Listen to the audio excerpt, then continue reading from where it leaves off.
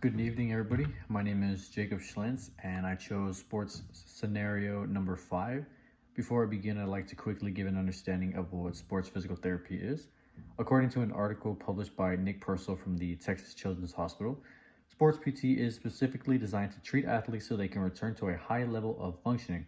Our goal is to help athletes move better and perform at their highest capability so they can continue to enjoy playing sports. Again, this was Nick Purcell, a sports physical therapist. So my scenario was number 5, which is after work one evening, a PTA and some of his colleagues meet at a club to unwind. The group is joined by a colleague who works in the billing department, Mark.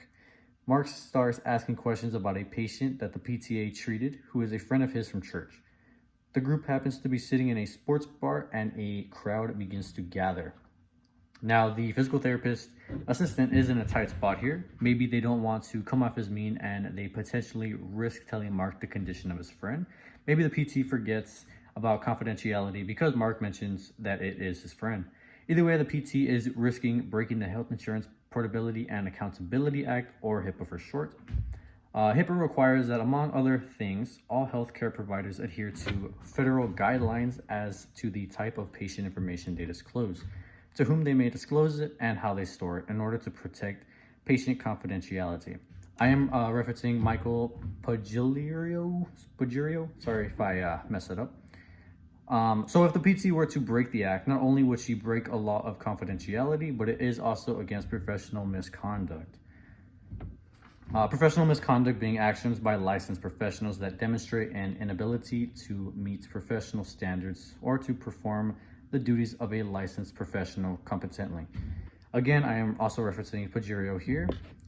It is the PT's responsibility, professional behaviors, which is the responsibility to not tell Mark any information on the patient.